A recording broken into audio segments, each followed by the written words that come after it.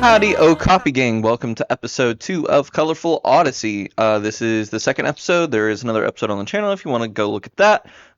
This is not official Elestrals content. This will likely completely not be compatible with Elestrals official content in the future.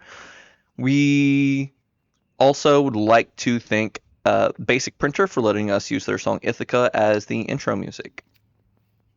If you skimmed through the last episode or it's been a minute and you forgot, just a quick reminder that our friend Lena is on a quest.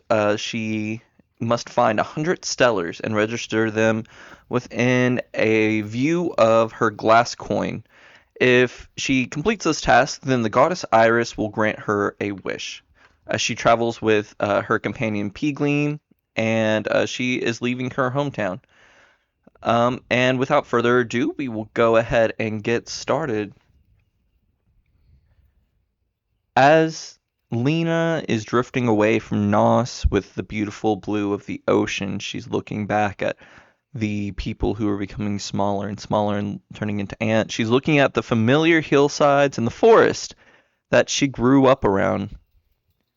And then she spots something that takes her breath away. Up on one of the cliffs, gently surrounded by trees, is what appears to be a living rainbow. And as she looks closer and closer, she swears that it's in the shape of a deer, or a yak, or some big animal with huge antlers. And it makes her remember all of the old stories. That Iris herself had a secret Elestral that nobody knew the name of. And that Iris's Elestral was the protector of Nos and kept bad things from happening to it. Lena, of course, took this as a great sign and thanked Goddess Iris.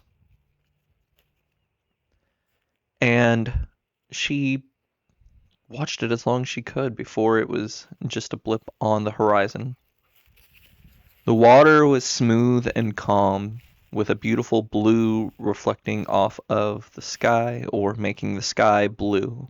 Still, that debate was there. The clouds in the sky were fluffy and big.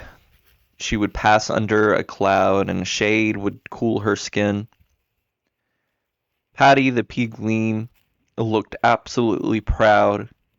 To him, he and Lena had come so far. Lena began to wonder. She began to second guess again, to think of all the things that could go wrong. And she began to wonder, should she have gotten Illuminate from the Temple of Apollo? See, many casters, most casters, would use a spirit on their journeys so that they could perform magical tasks or earn the power of other Elestrals. Lena's family had never done that. They had simply become companions with natural Elestrals and become their friends. But Lena expected for her journey to be a success, she would have to. But she'd also talked to other adventurers and heard that there were pros and cons to each of the different spirits. That though Luminape might be very good at helping grow some crops or find your way, he might also not be very helpful if you're in a water swell or you're trying to find your way around a volcano. And so because of this hesitation, Lena had opted to not choose a spirit yet. And she saw several Leviathan dipping down below the water. She saw other Elestrals as well. She saw foamies and some sluggles dancing around in the water. She believes she saw a coastalith down there. Lena was going for quite a while. She knew that the next island, which was named Thrinakia, was about 5 miles away. Thrinakia was not a trade partner with the other islands. It was pretty sheltered off to its own. And Lena had never been there. She'd been to a couple of other little villages, but they were very similar to her own. Just a couple of farmland and a couple of temples. But Thrinakia was, well, it had a reputation for being sheltered and standoffish. She never delved further than that, never asked why or uh, how, but she knew that, it was an island that liked to keep to itself, and she figured that was good enough. But it was well known that there was one or maybe two stellars on this island. And so she bobbed around on her boat, and she used a little piece of glass to look through and see the horizon, and she saw the island slowly approaching. Thrinakia was a strange island. It was a pretty big plateau. It was cliffs rose up on all sides with just a winding staircase wrapping around the island, allowing people to walk up from the rocky shore. She saw that there was a small wooden wall built around the entire perimeter of the top. This island looked about 300 yards off of the ground because of these sheer brown cliffs. And as Lena approached, she got closer and closer to the point to where she could make out singular details, little trees sticking out of the side of these little barnacles near the water. And she saw a man, another boat, coming from a different direction, the opposite direction. This man, he looked like one of those heroes or soldiers. He was a large man with hulking arms, giant pecs, little pieces of armor scattered around him on his robes. He had colorful hair, bright blue, and a leviathan jumped in and out of the water next to him. Lena thought about saying hi, but wanted to see what was going to happen first. And he landed on the shore. His boat was much bigger than hers. She was in a one-person sailing boat. He was on what looked like a rowboat meant for many people, but he was alone. She noticed as he got out of the boat that his clothes looked torn, that he had scratches on his body. And it was no sooner than he had taken the first step on the winding stairway across the island that a booming voice was heard. It was a beautiful woman's voice, powerful and light, and it said, "This is Thrinakia, the island of Helios' sacred cows, and we demand that you leave now lest you face death." The man looked up and said, "You assume I don't know Thrinakia? I have learned of you from the following islands, and I know that you have the greatest meat in the world here. My men fell to Curabysses and Drakings a couple islands away. If it were not for me taming one myself, I too would be dead. But I've been eaten in days, and I am come for that meat." The another voice comes up, lighter, softer. "Sir, I sympathize with your hunger, and I know your pain, but go over to Nos, the next island over. It's only a couple hours away.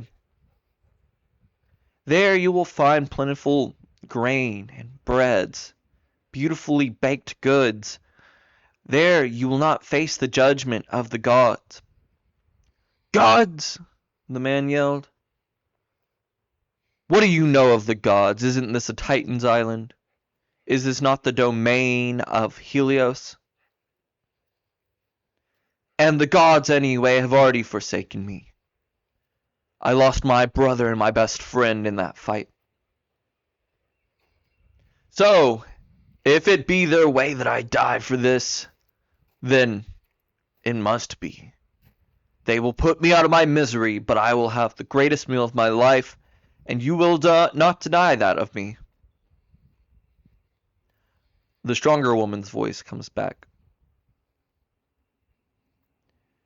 "You may not come up here.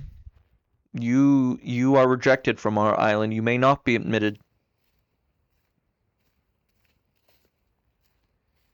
The man said, "You think to reject me, And at this point, Lena sees a silhouette starting to take shape underneath the boat. It, at first, it looks as big as a boat, and then it looks twice the size. Then it looks 4 times the size, and it keeps growing. Lena begins to paddle away in fear. She feels the water start changing, the surface start becoming choppier. What had this man said about taming a carapace? Surely not. Those things were massive. How could you guard something like that? And yet she saw the top breaching out of the water. It seemed like its body was bigger than this entire island, going down deep into the water. She saw large teeth coming out like a typhoon. The man yelled, "Deucalion! We'll take what Deucalion wants!" And he began marching up the stairs. Then Lena hears a shrieking sound. She sees a carapace lift out of the water, its massive head bigger than a house. It rose into the air, up and up, reaching the height of this giant island above the sky. And it lurched left and right. But then she hears another shrieking sound. And she sees what could only be described as a flurry of red-hot feathers bursting through the air, and it knocks back the carapace. It looked like an arrow being launched through its head, but a giant arrow for this giant creature. Smoke came out of the mouth. This creature looked extra blue from how far it was. The atmosphere in between them changed the color. And she saw that began to tilt and fall to the side, and this thing, this giant beast that was bigger than any organism she'd ever seen, maybe any organism that existed. She felt absolute fear as she saw this beanstalk of a giant start falling. After it started, it lurched slowly at first, but it dropped quickly to the water afterwards, and she saw giant waves start coming. She quickly rushed to drop her sail to ride the waves instead of trying to fight against them and possibly flip. And these waves came and shuttered her boat. Patty fell on the side of the boat and jumbled around. He stood up with a knot on his head. Lena, too, was tossed to the side of the boat. She stood up, and just as she stood up, another wave hit, and another. She struggled to maintain her posing, and she was pushed backwards several hundred feet as wave after wave continued slamming against her small ship.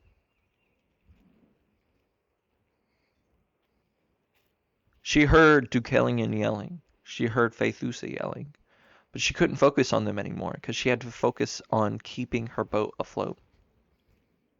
She heard more Elestrals being summoned, more fights breaking out. But by the time that she regained composure, she looked up at the island to see what was going on. And she saw Deucalion's boat, his long boat, manned by just one man, with Deucalion in it, going toward Nos, toward her home. He sat there, wet, defeated, his head down, despair. This man that had lost everything and was ready to take. Lena wondered if she should help him along or try to divert him somewhere else. But she had just left on her mission, and she knew that the town of Nos could handle somebody like that. So she began heading up to Trinechia, this island that now seemed inhospitable. As she got closer and closer, she looked up, saw the branches, saw the clouds. It was such a peaceful day, and yet something felt violent about this island. She got really close to the island. She saw the rocks from under the water and saw that her boat would stop a couple feet from shore. Peagleam hopped on her shoulder and she wandered on to the island. She stepped on the island, and on that first step, again, she heard the powerful woman's voice. I am Phaethusa, protector of this island. This is the island of Helios. None are allowed here, lest you face death. Lena called up, Mighty Phaethusa, I am not here to steal your cows or take whatever you might have. I'm here simply on a quest from the goddess Iris. I'm seeking the stellar Elestrals. I've heard that you have a stellar soul bell here. Lampacia, the softer voice, laughed and said, Me and my sister have heard many things, but we have not heard this one before. But we know that mortals lie and lie and lie. And we too know that you are lying now. Though you look unguarded, we are sure you have come with force, and we are ready to retaliate. Lena didn't know what to do. Should she press onward and show that she didn't have force? Should she retreat now, assuming complete inhospitality? If they could take down that giant Curubus, that thing bigger than her entire neighborhood, what could she do to them? She had no chance. Peagleam looked determined. As they walked up the stairs, in their way was a fluffy gray Elestral. It was a chicken-like thing with little scales on its side. And she had seen this before. She had seen cockatoodles. They had a couple on Nos. This thing didn't seem nearly as threatening as something that could take down that giant beast. Peagleam jumped down and tried to communicate to it with chirps. The cockatoodle was not having any of it. He flicked his head the other way and made a groaning sound. Lena went to go walk past the cockatoodle. That wasn't going to be a big deal. But then she felt a pinch on her leg, and it really hurt. It singed as well. It felt like she had touched a stovetop and been bit at the same time. She looked down, and Peagleam went to go headbutt the cockatoodle, but it flicked its wing and knocked the cockatoodle out of the way. Cockatoodle started falling down into the air off of the stairs before he caught himself fluttering up and flying. He flew back to Lena and sat on her shoulder and chirped.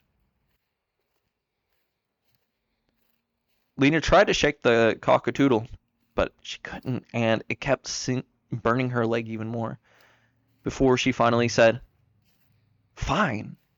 Look, we'll go. It's fine. It's okay. We don't need this. We'll come back later. The cockatoodle let go and looked at her with a sneer. Okay, Patty. I guess we're not going to get it today. And they began walking back down the stairs.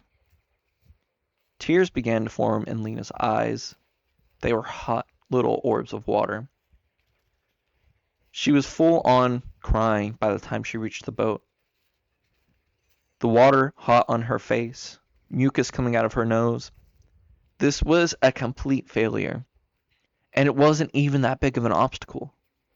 This little cockatoodle was enough to block her off. And how many more challenges would she have to face to just climb that? She got on the boat and drove and floated over to a little grotto about a mile away. She started setting up camp for the afternoon. There were a couple of bug Elestrals here, but no stellars or anything. She sighed and started thinking and praying. She prayed to Castor and Pollux, guardians of travelers. She prayed to Poseidon for safer waters.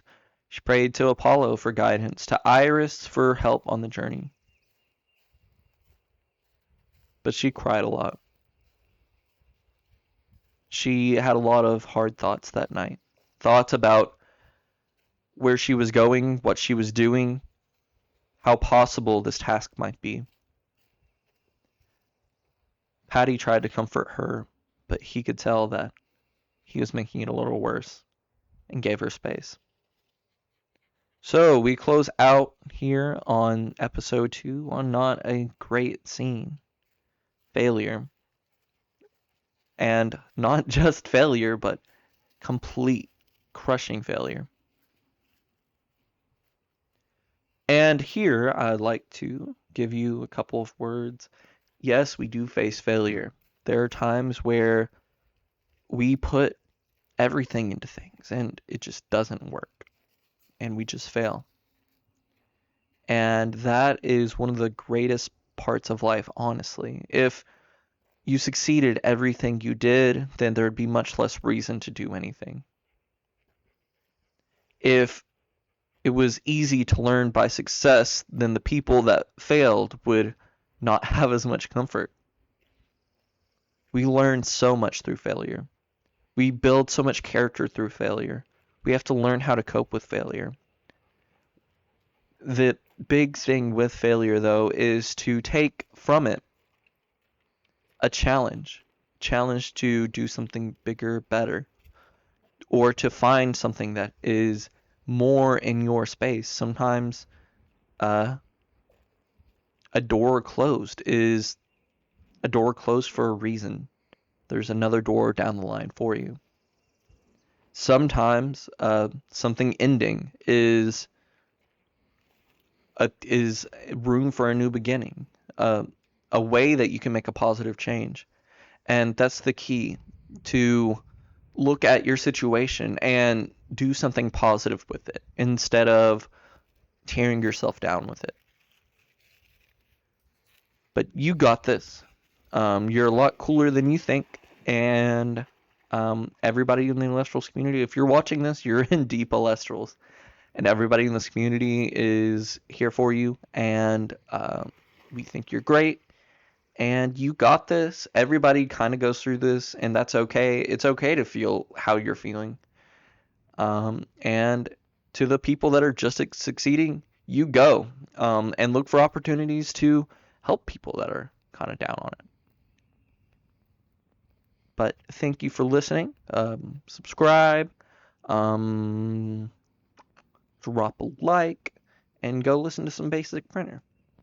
Thanks. Bye.